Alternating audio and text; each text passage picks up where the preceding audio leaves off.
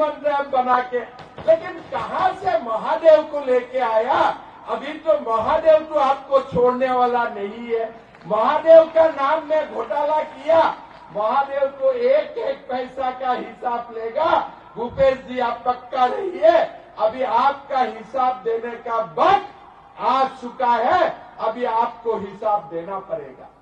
भाई और बहनों, दीपावली का दिन भूपेश बघेल जी फिर अनाउंस करना शुरू कर दिया।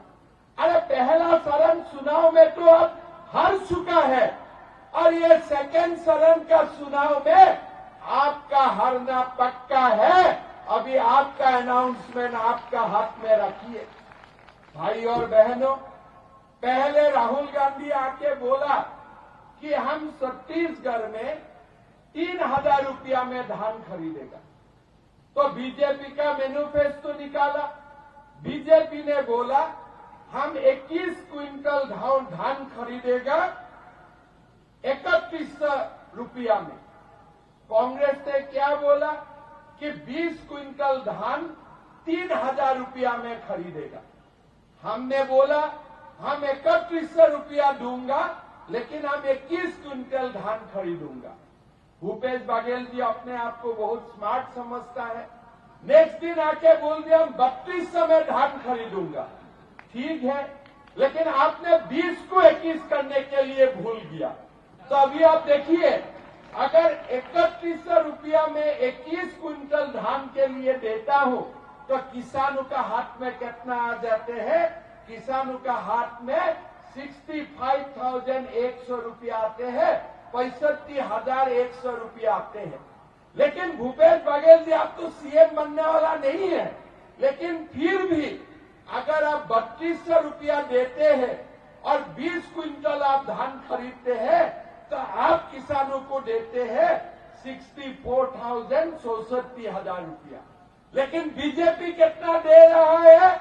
65,100 रुपया धान का खरीदने के लिए हम लोग देने जा रहा। आपका हिसाब भी भूल होने लगा। अभी भगवान ने भी आपका हिसाब लटन पटन कर दिया।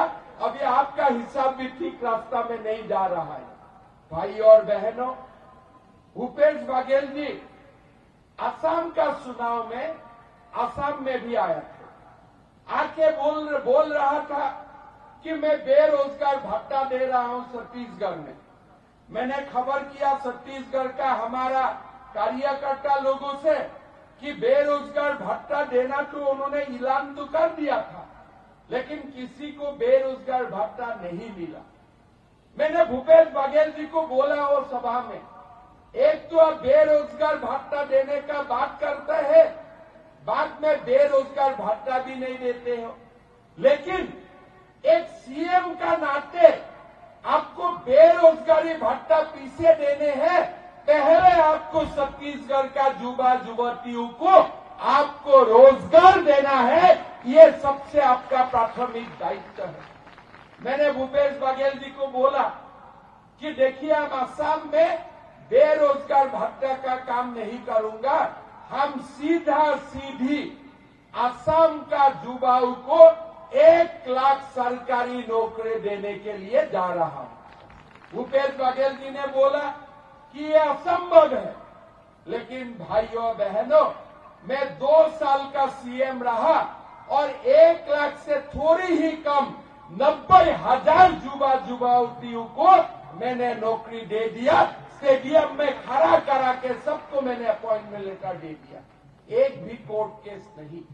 लेकिन यहाँ नौकरी भी किसी का हाथ में नहीं लगा, बेरोजगार भत्ता भी किसी का हाथ में नहीं लगे, और साथ साथ में पब्लिक सर्विस कमीशन में अपना रिश्तेदारों को अपने नौकरी देने का जो पाप किया, वो पाप के लिए आपको छत्तीसगढ़ का युवा और युवती आपको छोड़ेगा नहीं, आपको उनके लिए शास्ति का सामना आपको होना पड़ेगा।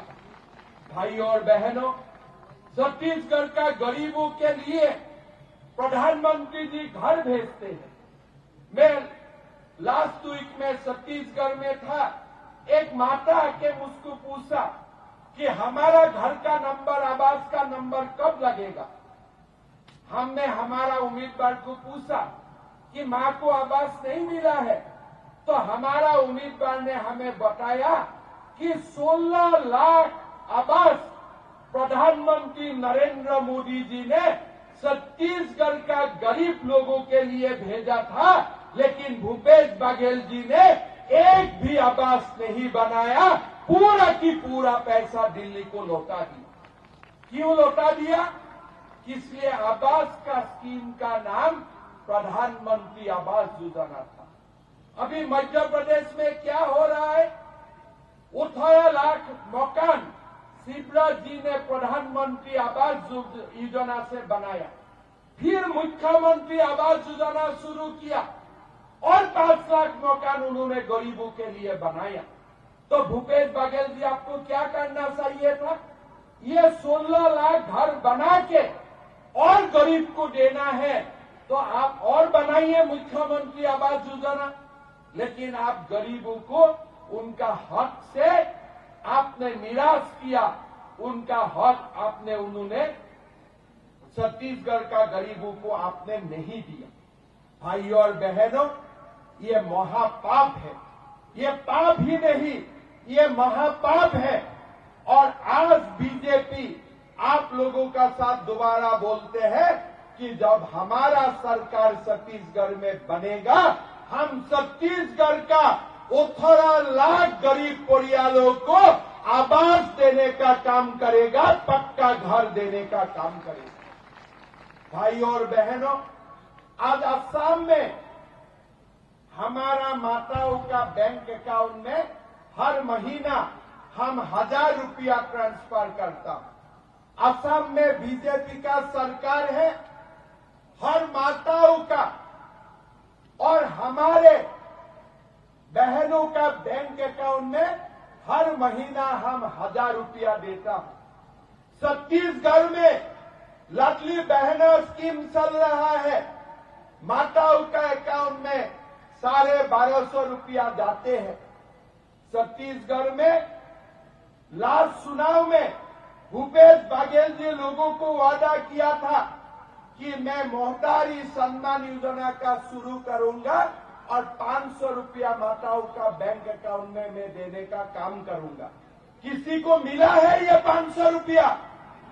किसी को मिला है ये 500 रुपया?